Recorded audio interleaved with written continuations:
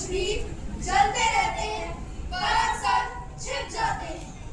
उंगली के तट पर जलवा है इस वक्त ज्ञान और साहस की पहचान। राष्ट्र और शिक्षा का पथ दिखाने वाला वो था श्यामा प्रसाद महान। पर इतिहास की भीड़ में क्यों उनका स्वर धीमा रह गया? इतना बड़ा व्यक्तित्व होकर भी क्यों उनका नाम गुमनाम रह गया?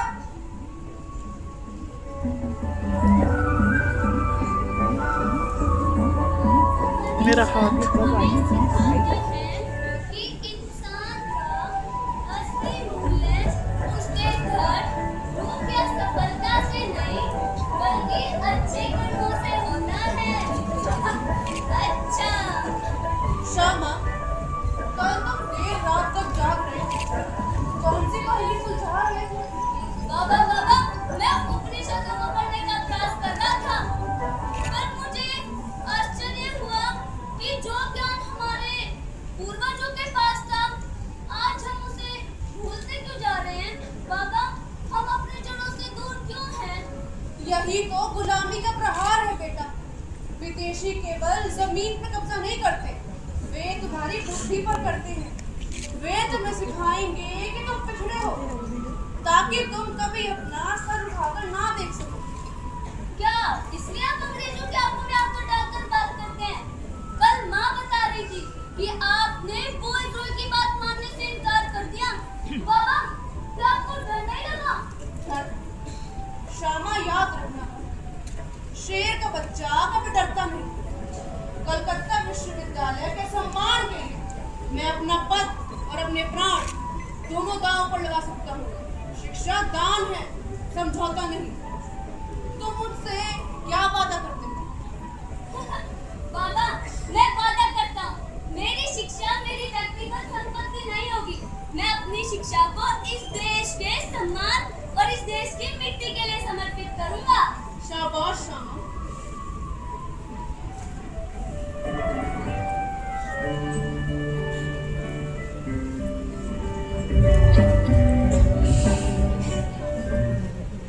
समय बीता, मेधा बढ़ी।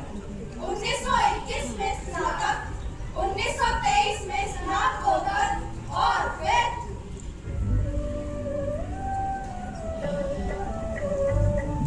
प्रणाम बाबा। प्रणाम काका। आओ बेटा, बैठो। बाबा, आज हमारी एमए पूरी हो गई। काका, इस बार की परीक्षा में तो हम सभी के काफी अच्छे अंक आए हैं। और तो और काका, आपको जानकर प्रसन्नता होगी कि अपने श्यामा ने तो पूरी यूनिवर्सिटी में प्रथम स्थान प्राप्त किया है। खूब भालो श्यामा, खूब भालो। अरे श्यामा, वो भी तो दिखाओ। अरे सुधांशु, वो नहीं। अरे वो क्यों नहीं? मुझे शर्म आती है। अरे इसमें शर्माने वाली क्या ही बात है, मुझे दिखा। क्या छुपा रहे हो श्यामा? क्या कोई प्रेम प्रसंग है? अरे नहीं नहीं बाबा, ये तो मेरी पत्रिका है। काका, ये देखिए, श्यामा ने ये बंगवासी नाम की बंगाली पत्रिका भी प्रकाशित की है। वाह श्यामा, मुझे तुम पर गर्व है। मुझे तो पता ही था मेरा श्यामा किसी दिन पूरे विश्व में अपना नाम रोशन करेगा।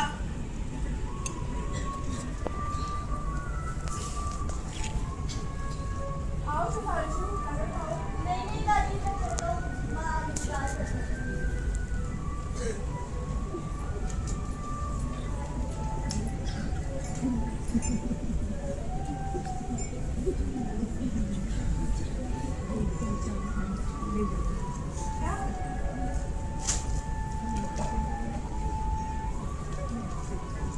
यूनिवर्सिटी को सरकार की मर्जी से चलना चाहिए कभी। श्यामा, आज के अखबारों में क्या शोर? क्या फिर से सरकार बजट कम करने की साजिश कर रही है? केवल बजट नहीं बाबा, वे शिक्षा की आत्मा पर प्रहार कर रहे हैं। लॉर्ड लिटन का कहना है यूनिवर्सिटी को सरकार की मर्जी से चलना चाहिए। वे चाहते हैं हम ऐसा स्नातक तैयार करें जो केवल चापलूस बने, विद्वान नहीं। कभी नहीं। जब तक आशुतोष मुखर्जी जीवित है ऐसा कदापि नहीं होगा।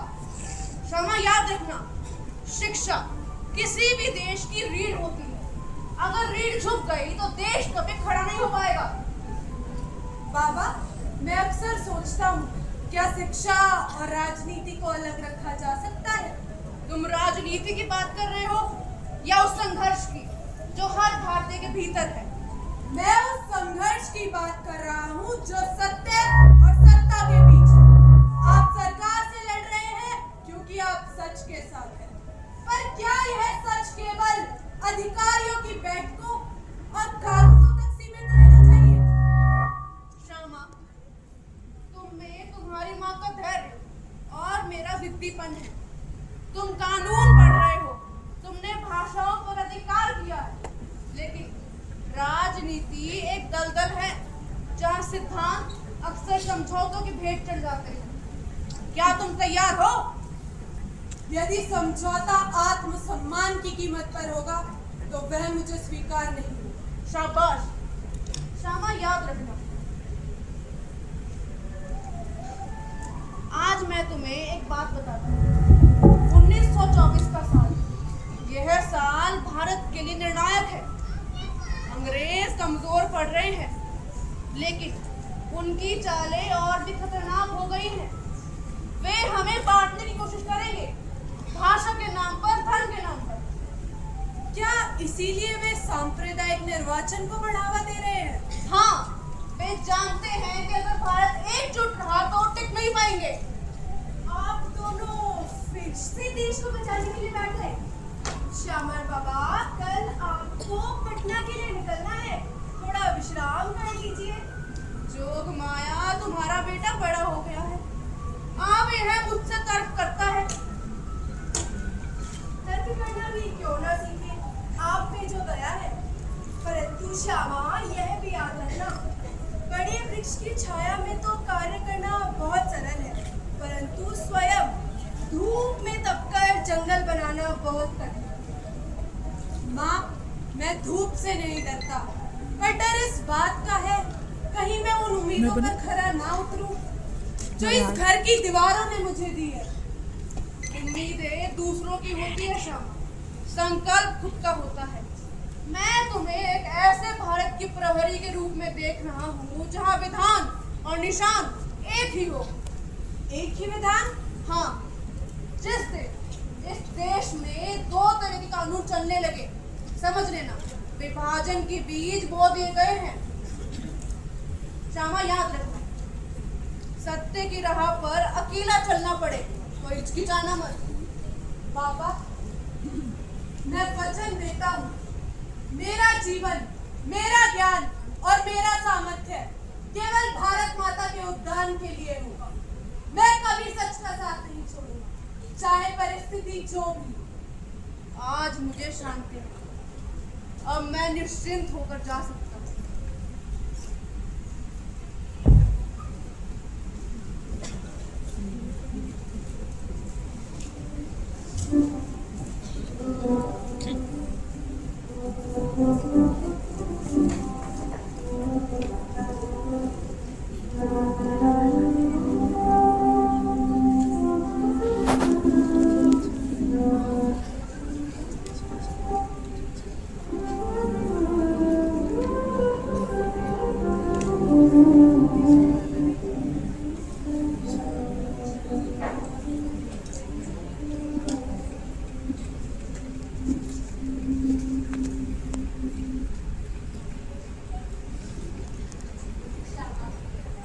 पिताजी का जाना एक अपूर्णीय क्षति है, लेकिन तुमको समझना होगा।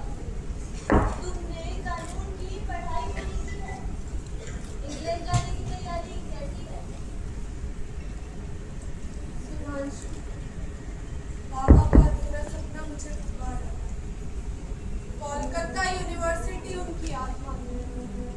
मैं वहां जाऊंगा, लिंकन से बैरिस्टर बनूंगा, पर इसलिए ताकि मैं अपने समाज की रक्षा कर सकूं। लोग कहते हैं कि तुम राजनीति में जाओगे, क्या ये सच है?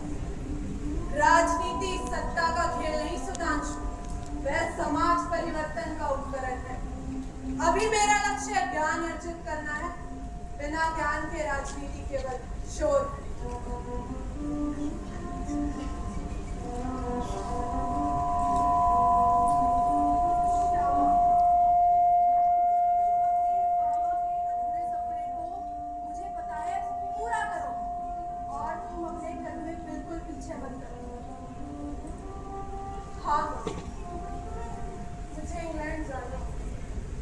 बाबा का अधूरा सपना मुझे पुकार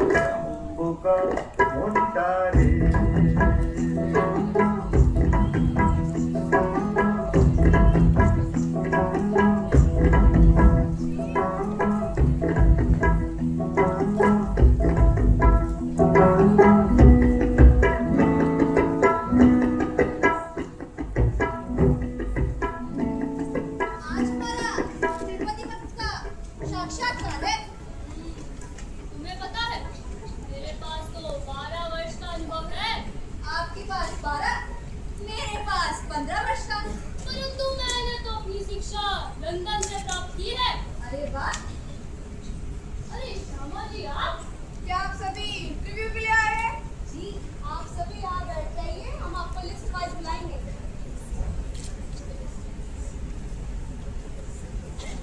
Calcutta is politically volatile. We do not want the university to become nationalist hub. Sir, our next candidate is Mr. Shyama Prasad Mukherjee. He is very brilliant, but brilliance with patriotism is very dangerous. His father challenged us openly. The son may be worse. Next candidate, Shyama Prasad Mukherjee. Namaskar, sir. Mr. Mukherjee, you are only 33 years old. इस उम्र में लोग अपना career start करते हैं and we are deciding you to appoint the vice chancellor of Calcutta University. It's a big risk. Sir, योग्यता उम्र की मोहताज नहीं होती। मेरे पिता ने इस संस्था को खून से सींचा है। यदि आप मुझे यह अवसर देते हैं तो मेरा मकसद इसे एक डिग्री देने वाला कारखाना बनाना नहीं होगा, बल्कि भारतीयता की प्रयोगशाला बनाना होगा। भारतीयता? आपका मतलब क्या है? मेरा मतलब है एक बंगाली छात्र को विज्ञान और दर्शन अपनी भाषा में पढ़ने का अधिकार होना चाहिए। मेरा मतलब है हमारे पाठ्यक्रम में भारत का गौरवशाली इतिहास भी होना चाहिए, ना कि केवल ब्रिटिश विजय की गाथाएं। Mr. Mukherjee, do you believe university should stay away from politics? शिक्षा को जड़ों से जोड़ना राजनीति नहीं है sir. So, do you admit you will politicize the education? समाज को यूनिवर्सिटी से अलग नहीं रखा जा सकता। He speaks carefully, but he means revolution.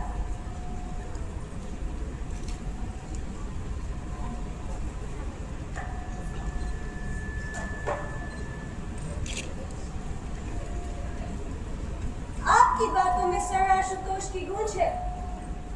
You are very much educated also, but you do not have any other option. So from today, you are Vice Chancellor. Thank you.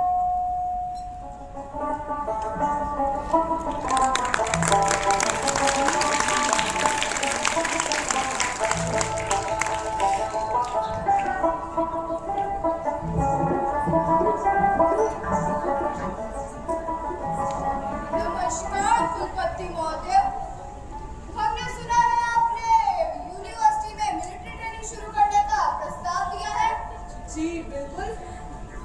सरकार इसे पसंद नहीं करेगी।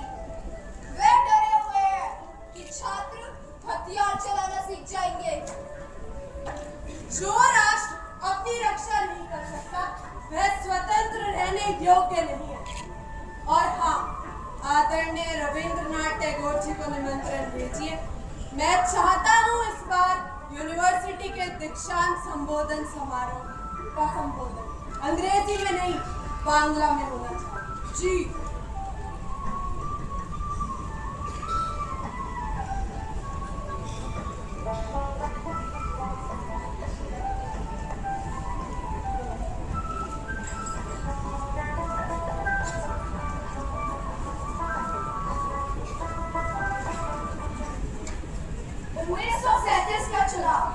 फजलुल हक की कृषक प्रजा पार्टी ने वादे तो किसानों से किए, पर हाथ मुस्लिम लीग से मिला लिया। बंगाल की सत्ता उन हाथों में थी जो हिंदुओं को कोयम दर्जे का नागरिक बनाने पर तुले हुए थे।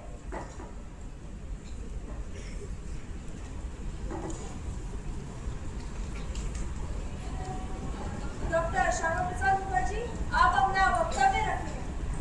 मिस्टर स्पीकर, मैं आज इस सदन के माध्यम से जानना चाहता हूँ कि ये बंगाल की विधानसभा है या मुस्लिम लीग का कोई गुप्त कार्यालय।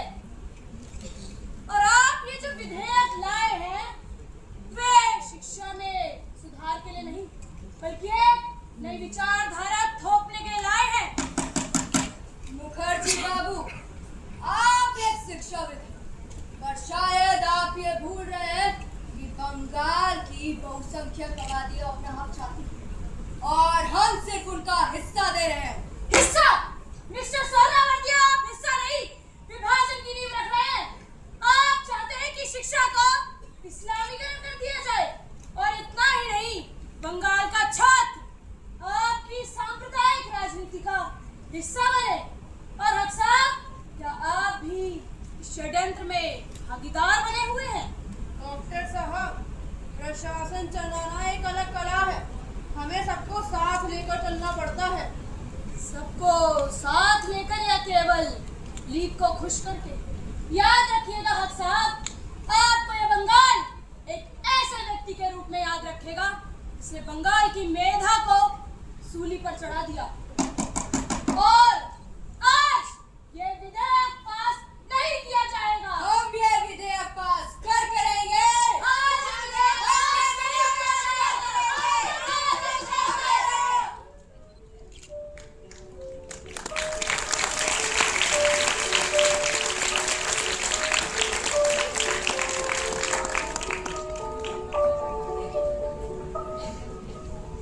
इंडिया अभी 100 साल और हमारा गुलाम रहेगा, क्या कहते हो सोहरावर्दी?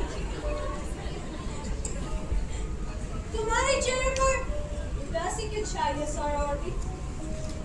What happened? गवर्नर, अगर इसी तरह मुखर्जी जनता को भड़काते रहे, हमारा शासन करना मुश्किल हो जाएगा। फजलुल हक कमजोर पड़ रहे हैं सोहरावर्दी, उन्हें मुखर्जी के खिलाफ इस्तेमाल करो। फजलुल हक को बातों में लाना इतना आसान नहीं होगा, पर हाँ, मुखर्जी को किसी तरह तो तोड़ना ही होगा। कुछ भी करो सोहरावर्दी, कुछ भी, एड़ी चोरी कर दो, लेकिन मुखर्जी के हाथ बन जाने चाहिए।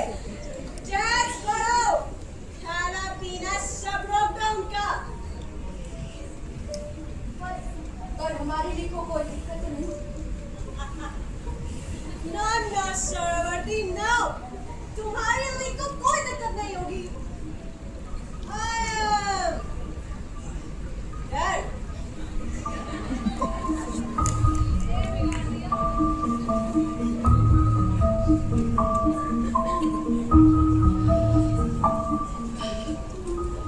मेरे बंगाल के देशवासियों, आज सरकार सरकारी नौकरियों के साथ भेदभाव कर रही है और इतना ही नहीं बल्कि मंदिरों, उत्सवों, इन सब में पाबंदियां लगाई जा रही हैं। मैं आज आप सबसे आह्वान करता हूँ कि संगठित होइए। यदि आज आप संगठित नहीं हुए तो भविष्य में आपको अपना सर छिपाने के लिए आपके पास आपकी जमीन नहीं होगी।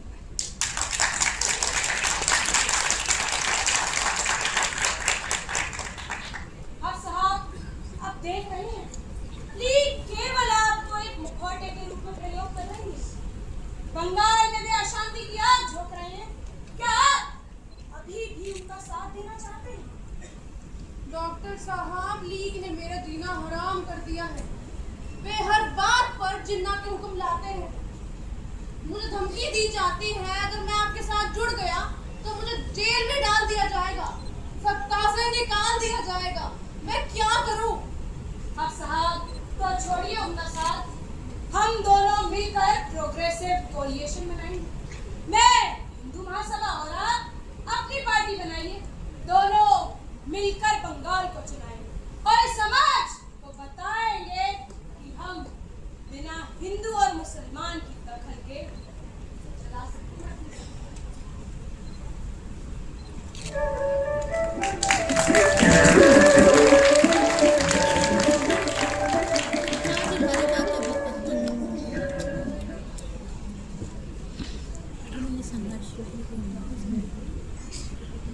फजलुल हक और मुखर्जी ने हाथ मिलाया और चुनावों में भारी बहुमत से जीत हासिल करी और फजलुल हक को मुख्यमंत्री और मुखर्जी को वित्त मंत्री का पद दिया गया।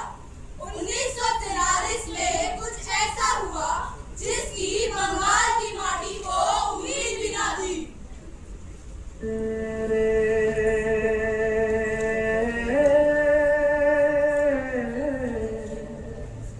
माटी रोए भूखी आंखें पूछे अन्न कहाँ रे। माटी रोए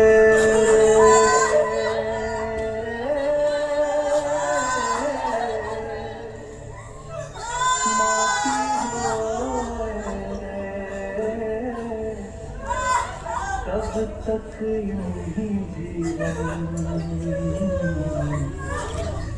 हारे। सोने की धरती सूनी हो गई, माटी को दबती भारी हो गई। ना बचाओ की आवाज़ उठे, भूख से उम्मीद टूटे। ओ माँ पुकारते बच्चे हैं, लाचार गुलाम भरे पूरे बुझ गए सपनों के दीपक सभी बुझ गए। मेरा बच्चा था,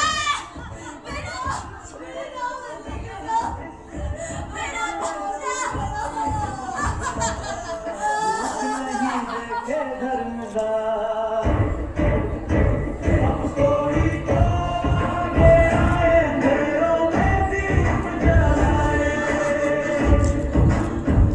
एक तरफ है सत्ता जामान, एक तरफ है भूखा इंसान। उठे कोई सच के साथ, बदल दे ये हालात।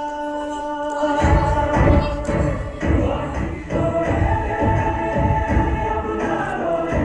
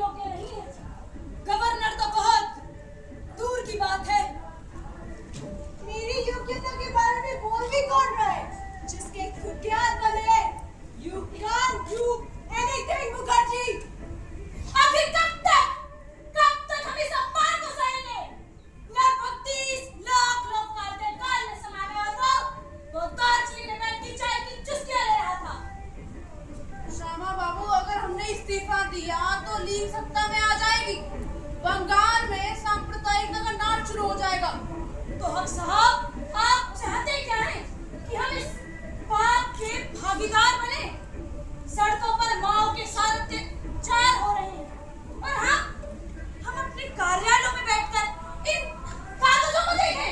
ये प्रशासन नहीं, एक कसाई खाना बन जाता है।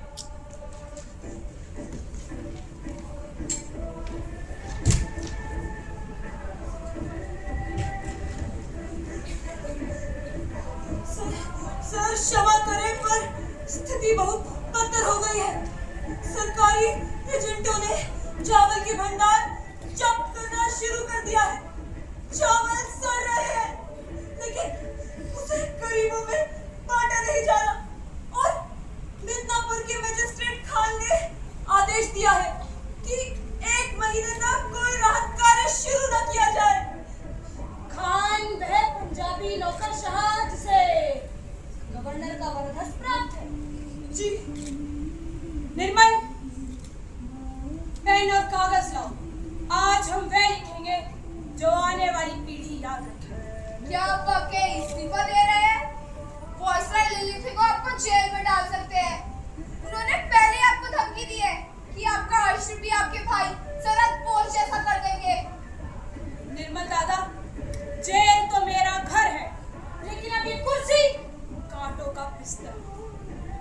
मिस्टर मुख्यमंत्री, आपकी नीतियां भारत में ब्रिटिश प्रशासन का भयावह प्रमाण है।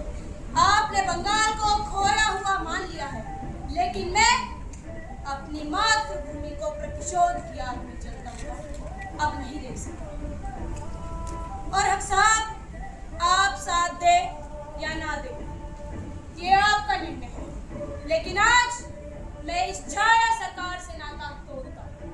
आपकी हिम्मत को सलाम है शामा बाबू। इतिहास हमें गलत समझेगा, लेकिन आपने आज एक नया रास्ता दिखाया है। और साहब, इतिहास उन्हें याद रखता है जो संकट के समय सही का चुनाव करते हैं, सुविधा का नहीं। और आज हम इस छाया सरकार से पूर्ण रूप से नाता तोड़ते हैं। निर्मल, चलिए।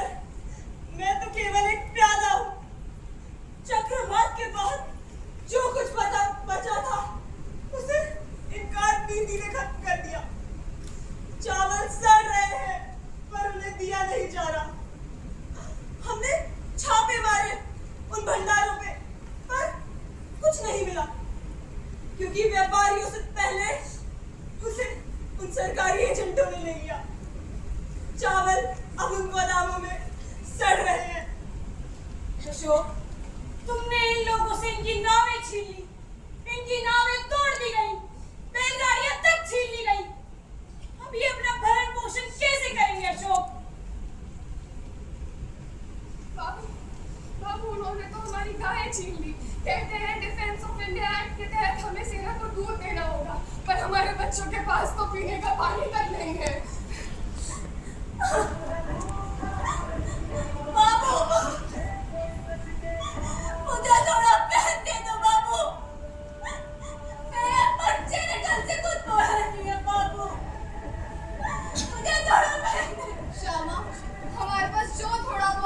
पिछली ही बस्ती में बांट दिया गया। सरकारी गोदाम भरे पड़े हैं, लेकिन सरकार उसे युद्ध का हिसाब बता के ताला मार चुके हैं। युद्ध?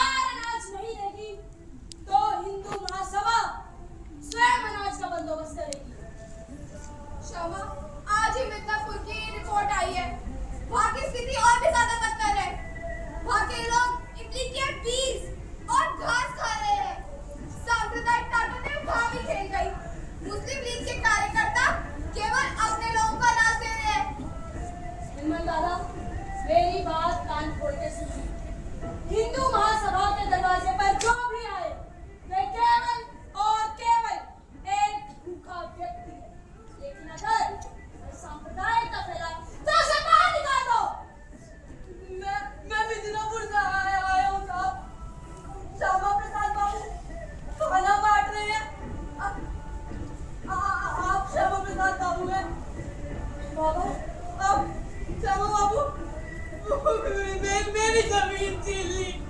और ये मेरे बेटे की कुछ चूड़ियां हैं। इन्हें बेच के मुझे कुछ अनाज दे दो बाबू।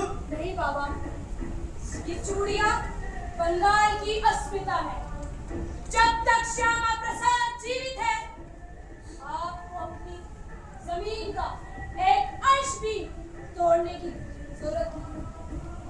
निर्मल दादा, मैंने खाना खिलाइए और इनके गांव के लिए वो गोली अन्न का इंतजाम कर। तुम साक्षात भगवान हो बेटा। नहीं बाबा, तुम साक्षात भगवान हो। नहीं बाबा, मैं भगवान नहीं, मैं तो एक ऐसा लाचार बेटा हूँ जो अपनी मातृभूमि को तड़पते हुए देख रहा है। भाइयों, ये लड़ाई लंबी है। हमें केवल और केवल अपने पेट के लिए नहीं, बल्कि इस प्रशासन को जड़ से खत्म करने के लिए लड़ना है। वंदे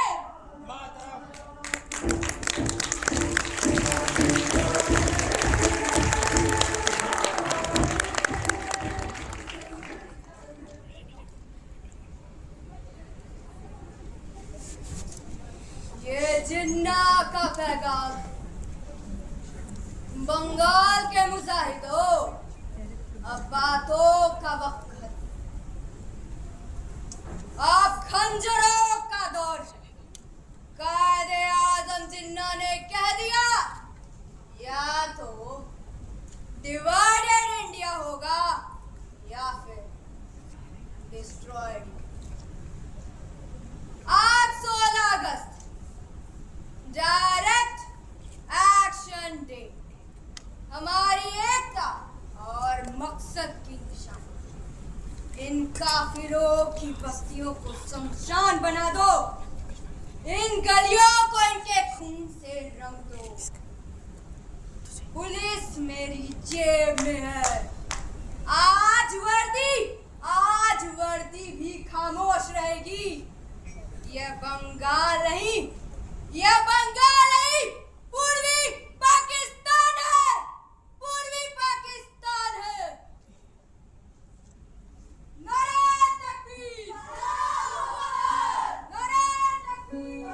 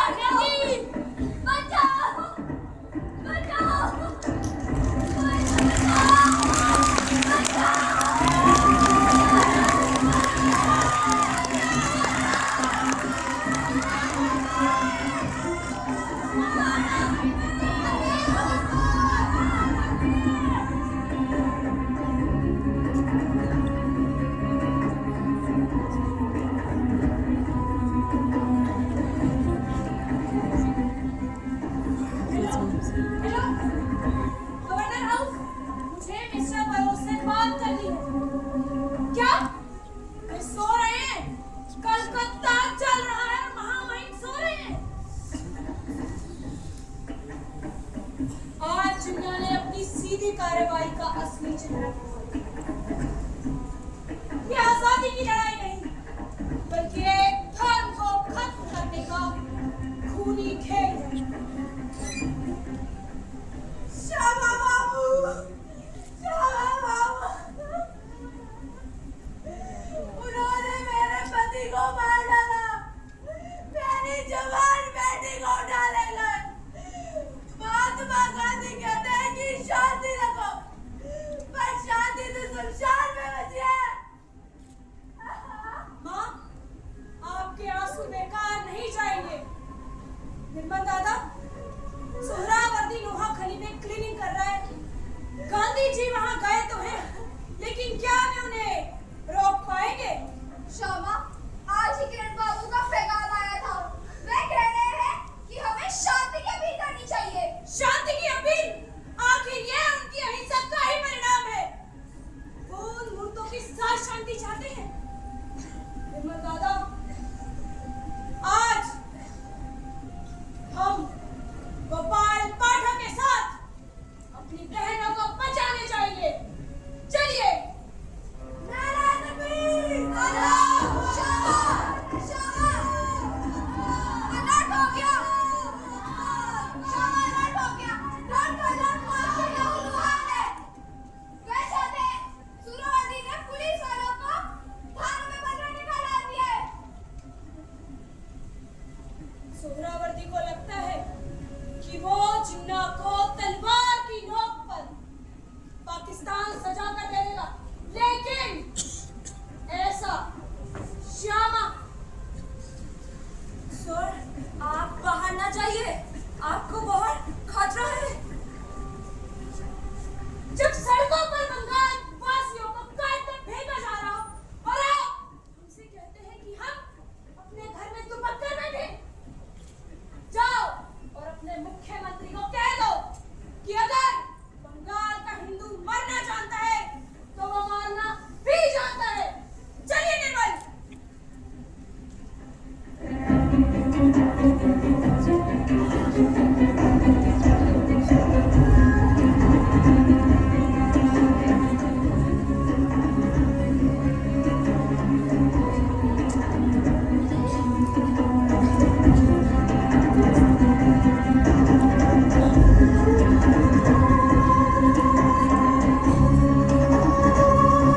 कहाँ है सोहरावर्दी?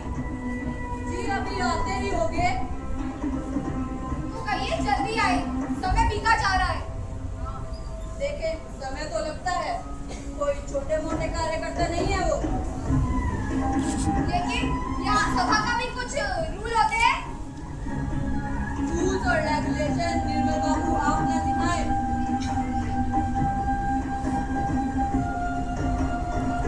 ज्योति का स्टाइल है। श्यामा जी, हमें लेट हो रहा है।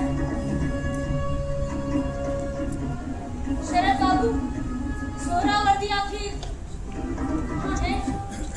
समय लग जाता है श्यामा बाबू, जरा इंतजार कीजिए।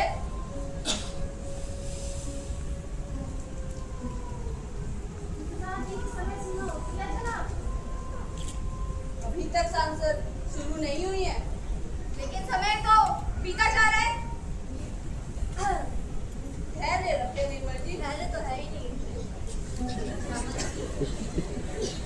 अरे ठीक है, लेकिन उनकी भी तो कुछ नियम होते हैं, उन्हें भी तो आना चाहिए। शरद बाबू, सोहरावर्दी आएंगे या हम सदा जय? बताइए बताइए। धैर्य रखो श्यामा। अध्यक्ष जी, आप कुछ कहेंगे या हम जाए? समय सीमा बीती जा रही है, आप सोहरावर्दी को बुलाइए। देखिए, आज बहुत ही जरूरी बात होगी संसद में और उसके लिए उन्हें समय लगेगा। तो ये उन्हें भी होगा, यह जरूरी बात है, उन्हें भी समय से आना चाहिए। आ गए। सोहरावर्दी, हाँ, समय का पालन कर सकते हैं। आप हमें कुछ ना बताएं तो सही है। शरद बाबू, आप तो महान सुभाष के भाई हैं। क्या आप बंगाल के टुकड़े होने देंगे? आइए हम और आप मिलकर संप्रभु स्वतंत्र बंगाल बनाएं। या ना भारत हम मिलकर अपनी अलग ही रियासत बनाएंगे। मैं भी यही चाहता हूँ सुहरावर्दी। हमारी संस्कृति एक है, भाषा एक है। विभाजन एक पाप होगा। शरद बाबू, आप सोहरावर्दी के स्वतंत्र बंगाल के षड्यंत्र में फंस रहे हैं। क्या 16 अगस्त का कत्लेआम फिर भूल गए? मुखर्जी बाबू, आप हमेशा सांप्रदायिक चश्मा पहनकर क्यों देखते हैं? क्योंकि मिस्टर मुख्यमंत्री, आपने मुझे चश्मा पहनने के लिए मजबूर किया है। आपने 16 अगस्त को हमारे हिंदू भाइयों का खून बहाया। उसके बाद आप हमसे उम्मीद मत रखिएगा कि हम अपनी सुरक्षा के लिए आप पर भरोसा करेंगे। हम अपनी सुरक्षा के लिए केवल और केवल भारत संघ पर भरोसा करेंगे। कार्यवाही शुरू करें श्रीमान। सोहरावर्दी, आप कहिए। मुखर्जी बाबू, मैं एक स्वतंत्र बंगाल का प्रस्ताव रखता हूँ। यह ना पाकिस्तान में होगा और ना बंगाल में। हम अपनी अलग ही एक रियासत बनाएंगे। सोहरावर्दी, आपने ये उम्मीद भी कैसे की कि हम आपको स्वतंत्र बंगाल देंगे? आपने 16 अगस्त को जीत किया, उसके बाद आप ये ख्याल निकाल दीजिए। बंगालियों की एकता का सवाल है मुखर्जी जनाब। क्या आप बंगाली नहीं? हाँ, बोले श्यामा, तुम भी बंगाली ना? शरद बाबू, मैं बंगाली बाद में, लेकिन उससे पहले मैं एक भारतीय हूँ। और शरद बाबू, अगर आज हमने बंगाल सोहरावर्दी को दिया तो हमारी संस्कृति, शिक्षा सब नष्ट हो जाएगा।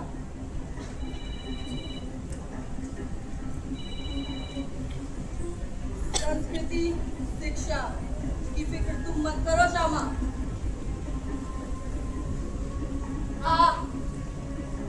बोलिए निर्मल दादा। हमें विभाजन चाहिए। हम ये विभाजन नहीं होने देंगे।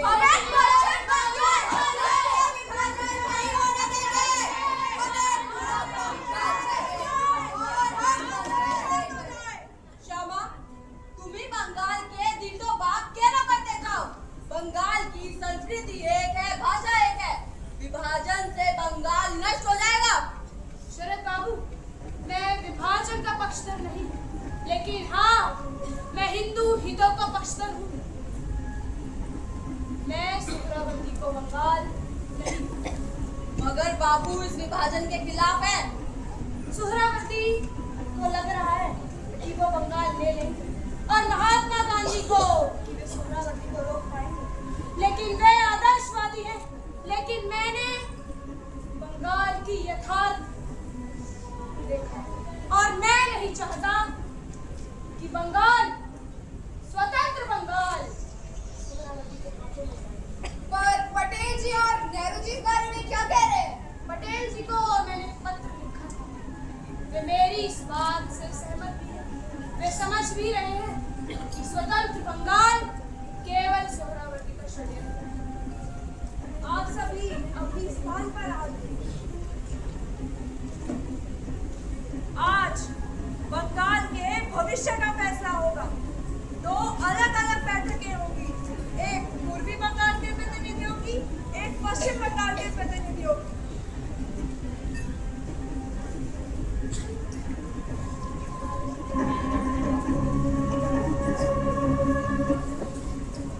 श्यामा प्रसाद, तुम इस चर्चा में कुछ बोलना चाहोगे? नहीं।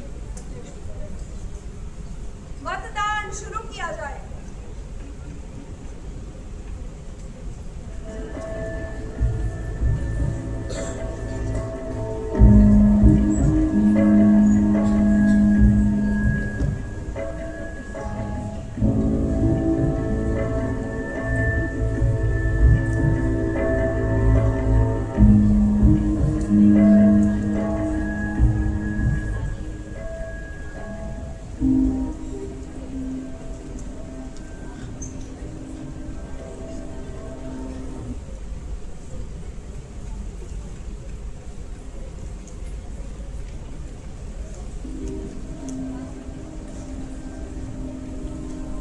पश्चिम बंगाल के सदस्यों ने भारी बहुमत से बंगाल के विभाजन और भारत संघ में शामिल होने का प्रस्ताव पारित किया है।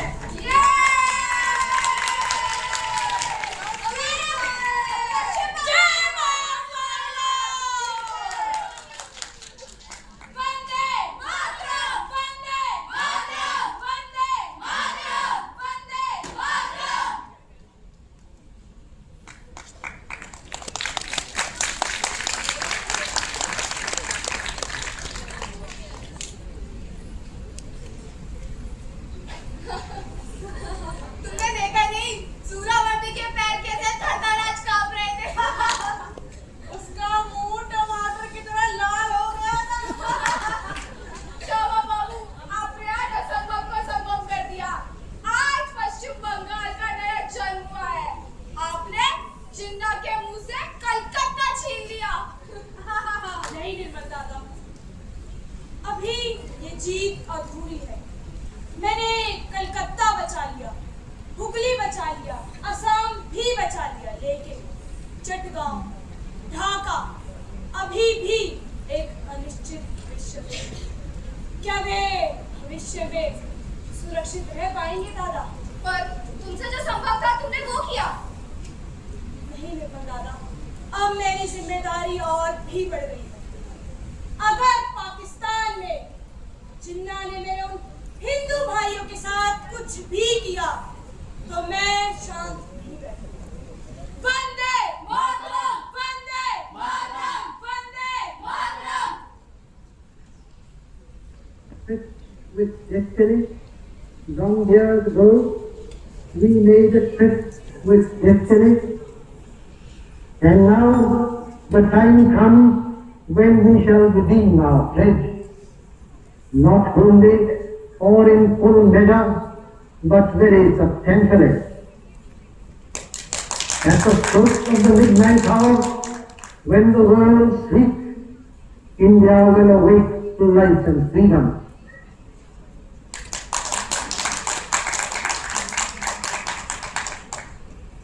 15 अगस्त 1947 भारत स्वतंत्र हुआ और गांधी जी के सुझाव पर नेहरू जी ने एक विस्तृत आधार वाली राष्ट्रीय सरकार बनाई।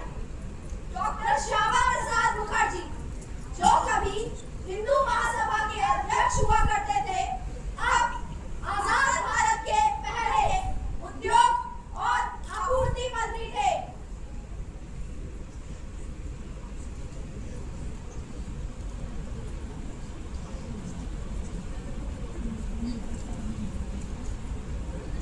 श्यामा प्रसाद, आप अपना पक्ष रखें। आदरणीय सदस्यों, ये देखिए औद्योगिक नीति प्रस्ताव 1948। इसके माध्यम से मैं आप सभी को मिश्रित मॉडल के बारे में बताना चाहूँगी। राष्ट्र निर्माण में जिसमें निजी क्षेत्र के साथ सरकार दोनों ही राष्ट्र के विकास में सहयोगी बनेंगे, भागीदार बनेंगे।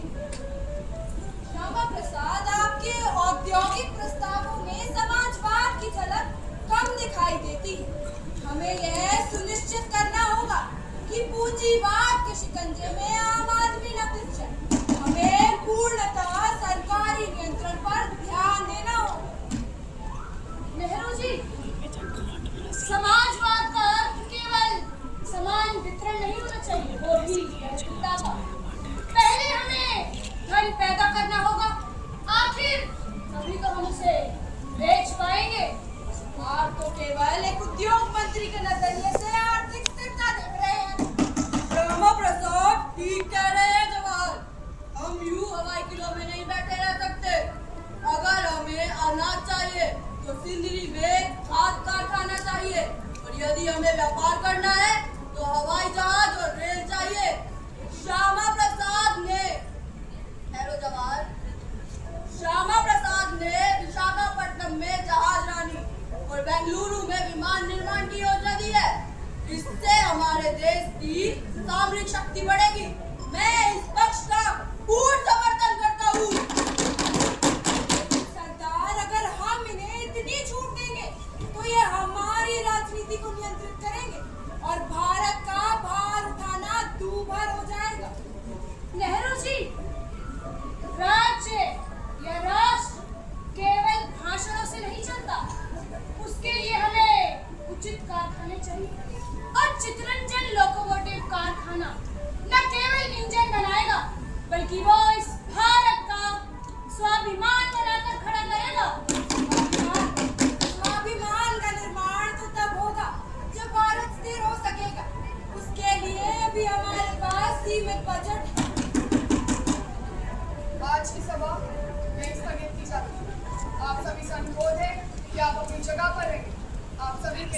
चाय का प्रबंध किया गया है।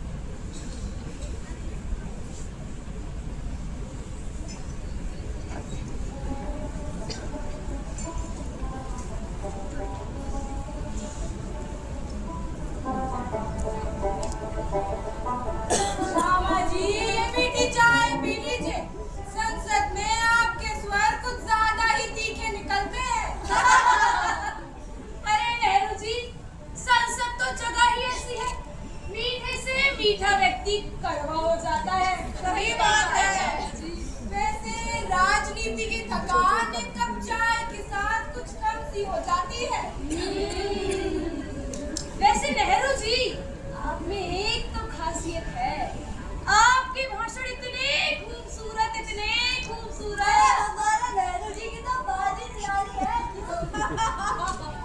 लेकिन अगर नीतियां उतनी तेज होती तो आज भारत देश कहीं और होता।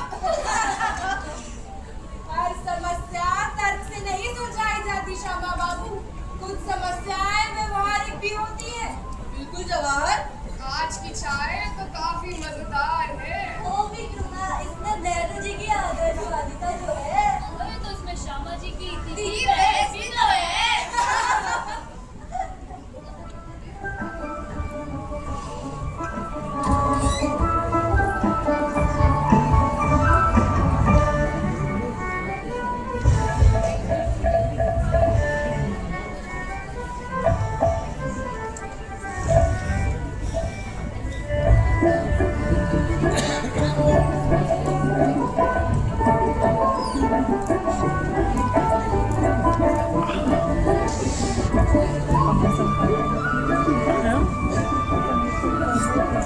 मेरी खबर तेरे कंधे से ज़्यादा ज़रूरी नहीं है मेरी खबर। आप तो पकड़ के रोक सकते ना। देखिए, देखिए मेरी पीठ पर एक चोरा के निशान।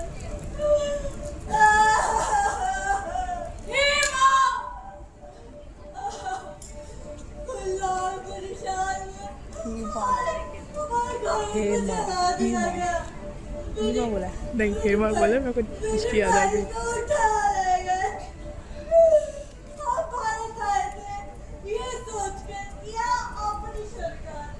लेकिन आपको तो सीमा पर ही रोका जाया।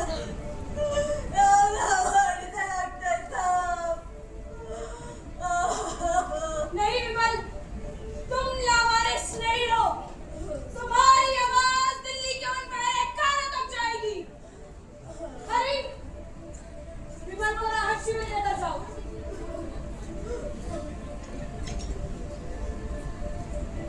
श्यामा प्रसाद, नेहरू जी ने लियाकत अली खान को दिल्ली आने का न्योता दिया है।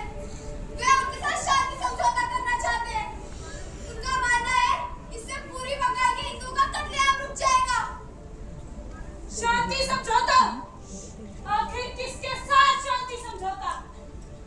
नेहरू जी जिस कागज के टुकड़े पर हस्ताक्षर कर रहे हैं, वो केवल एक समझौता नहीं, भविष्य में बंगाल का एक प्रतिपत्र साबित होगा। मैं आज इस कैबिनेट बैठक में जाऊंगा और आज फैसला होकर रहेगा। चलिए निर्मल दादा।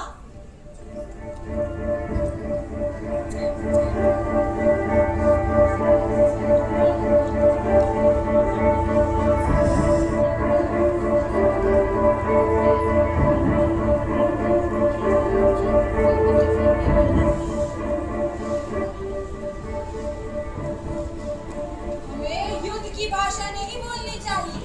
लियाकत अली ने वादा किया है कि वे पाकिस्तान में एक अल्पसंख्यक आयोग बनाएंगे। हम दोनों देशों को एक दूसरे के आंतरिक मामलों में दखल नहीं देना चाहिए। नेहरू इससे तनाव कम होगा। ठहरिए श्यामा बाबू। नेहरू जी, मुझे समझ नहीं आता कि आप आखिर कौन सी दुनिया में जी रहे हैं। पाकिस्तान में जबरन हिंदुओं का धर्म परिवर्तन किया जा रहा है और इतना ही नहीं, उनसे उनके अनुपात की जमीन तक छीनी जा रही है। और आप कहते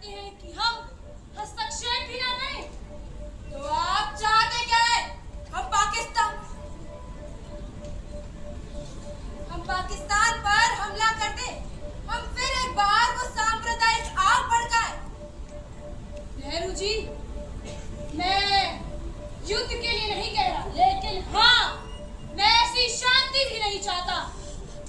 और आपकी ये तुष्टीकरण की नीति भविष्य में केवल और केवल बंगाल से लेकर कश्मीर तक कष्ट और संकट ही उत्पन्न करेगी। श्यामा प्रसाद, तुम्हारी बातों में तर्क है, लेकिन फिलहाल अंतरराष्ट्रीय दबाव बहुत ज्यादा है। सरदार जी, दबाव विदेशियों का नहीं, बल्कि हमारी अंतरात्मा का होना चाहिए। और मैं ऐसी सरकार का हिस्सा बनकर नहीं रह सकता जो अपने देशवासियों के खून का सौदा करती है। मैं आज इस मौजूदा सरकार से त्याग पत्र देता हूँ।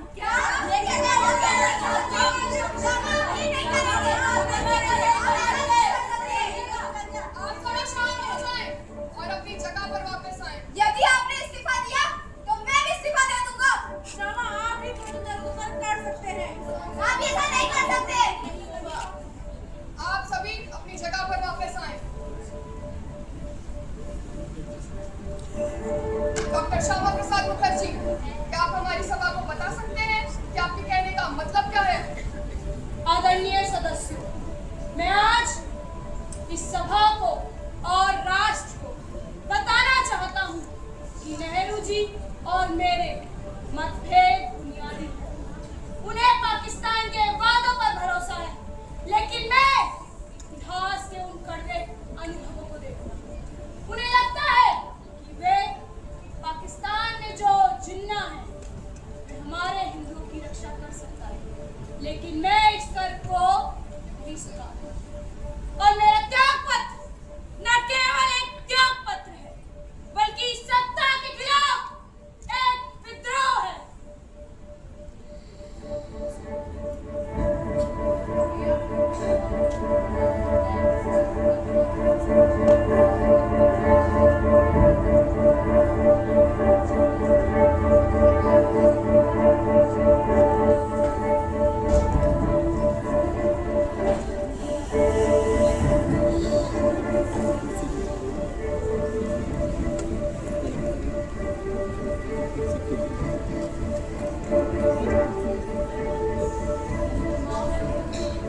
मैं त्याग पत्र तो दे दिया, लेकिन क्या मैं केवल इतिहास में एक त्याग पत्र देने वाला मंत्री बनकर हो जाऊंगा? श्यामा, तुम अपने पिताजी की बात को भूल रहे हो। वे कहते थे अगर सत्य की राह पर अकेला चलना हो तो हिचकिचाना मत। नेहरू जी की कांग्रेस अब एक निरंकुश मशीन बन चुकी है। अगर मुझे वापस लोकतंत्र खड़ा करना है तो मुझे एक सशक्त विकल्प चाहिए होगा। विकल्प विकल्पों